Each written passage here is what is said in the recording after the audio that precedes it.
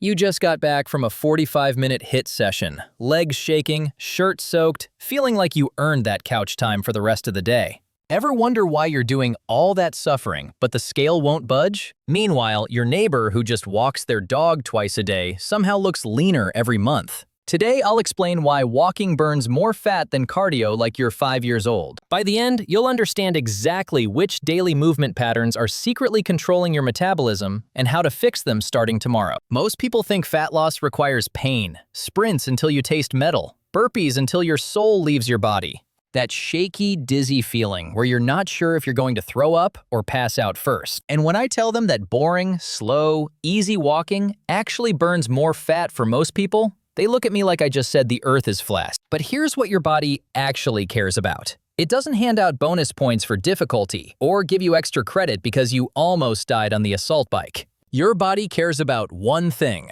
what you do during the other 23.5 hours of the day. That's where walking quietly destroys cardio every single time. Imagine your body has two knobs on a control panel. One knob says burn calories, and the other says save calories. When you do hard cardio, especially if you're stressed at work, sleeping 5 hours a night, or eating in a deficit, you're cranking both knobs at the same time. Sure, you torch 300 calories during that brutal session, but your body responds by turning up the save knob for the rest of the day without asking permission. You sit more, you take the elevator, you choose the parking spot closest to the door. You collapse on the couch after dinner, completely drained. All those little decisions add up, and you don't even notice it happening.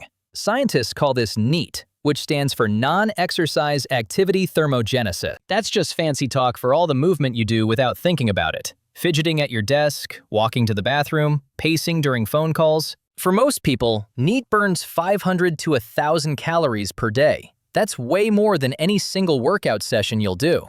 But here's the part nobody warns you about. Intense cardio can accidentally crush your NEAT into the ground. You feel like you earned rest, so you give yourself permission to be lazy. Your body is legitimately fatigued, so it nudges you toward easier choices all day. That 300-calorie workout might only net you 100 calories of actual deficit. Sometimes 0. Sometimes you actually gain weight because of that post-workout snack. Walking doesn't trigger that shutdown response in your body. It's so low stress that your body doesn't panic and slam the save knob. You can walk 8,000 steps, about 90 minutes spread across the day, and burn 400 to 500 calories without your body freaking out.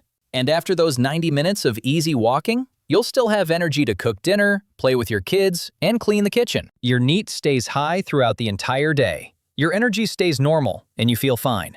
The math is simple. 8,000 easy steps beats 30 brutal minutes followed by couch mode.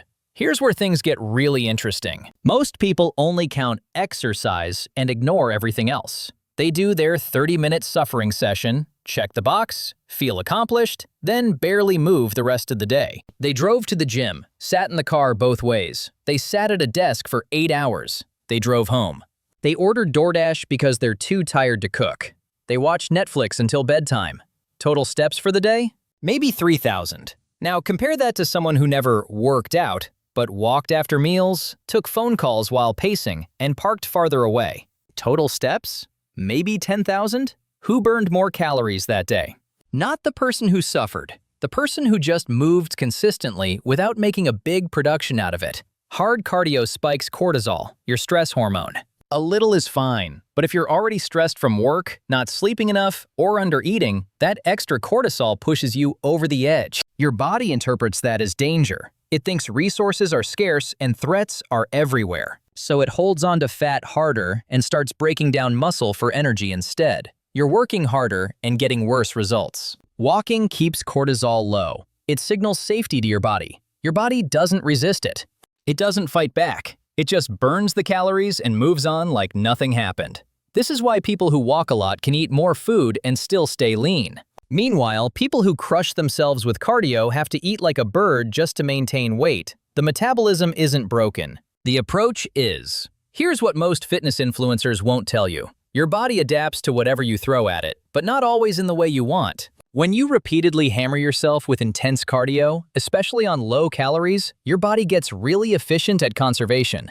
It lowers your body temperature slightly. It reduces fidgeting. It makes stairs feel like mountains. These changes are subtle but powerful. You might burn 300 calories during a workout, but unconsciously reduce your daily movement by 400 calories. Net result? You're moving backward while feeling like you're doing everything right. Walking doesn't trigger these adaptive responses because your body doesn't perceive it as a threat. Think about our ancestors. They walked 10 to 15 miles per day just living their lives. That's what our bodies expect. What they don't expect is sitting for 23 hours, then suddenly sprinting like a predator is chasing us.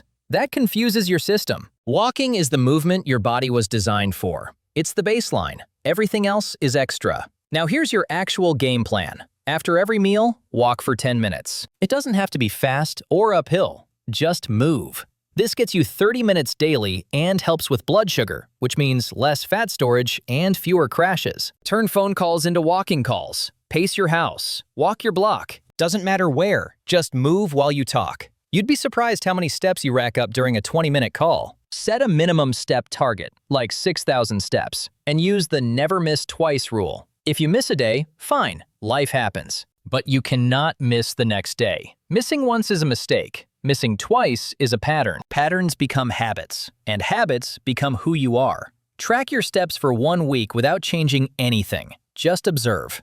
Most people are shocked to discover they're only hitting 2,000 to 3,000 steps on days they don't work out. Once you see the real number, you can fix it. Awareness creates change. Ignorance keeps you stuck. This matters because you've been taught that results require suffering. No pain, no gain. Sweat is fat crying. All those motivational poster lies that make you think the only workouts that count are the ones that destroy you. So you sign up for boot camp classes that leave you limping for 3 days. You do HIIT circuits that make you question every decision that led you to this moment. And when you don't see results, you assume you didn't suffer enough. So you add more cardio and eat even less. You're stuck in a cycle where effort and results have completely disconnected. The truth is boring. The truth doesn't sell gym memberships or workout programs. The truth is that most people would be leaner, healthier, and way less miserable if they just walked more and stopped trying to punish themselves into a body they don't hate. Walking is free. It's easy. It doesn't require special shoes or a YouTube tutorial. You already know how to do it. You've been doing it since you were 1 year old. You just forgot that it counts. Some people will say walking isn't real exercise because it doesn't feel hard. Those people miss the point entirely. Exercise isn't supposed to wreck you.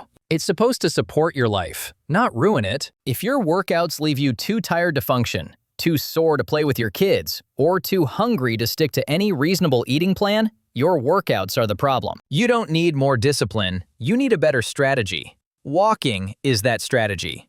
It's the cheat code hiding in plain sight that nobody takes seriously because it doesn't come with dramatic before and after photos. To recap, your body has a burn knob and a save knob, and hard cardio cranks both at once. NEAT is all the movement you do without thinking, and it burns more than any single workout. Intense exercise can crush your NEAT and leave you sitting more without realizing it. Walking keeps your NEAT high because your body doesn't resist it. After-meal walks, phone call walks, and a never-miss-twice rule will get you more steps than any complicated plan. The math is simple. 8,000 easy steps beats 30 brutal minutes followed by couch mode. So here's what I want to know. If you tracked your total daily steps for a week and discovered your rest days had more movement than your workout days, would you still believe that suffering equals results? Or would you finally admit that maybe you've been approaching this completely backward?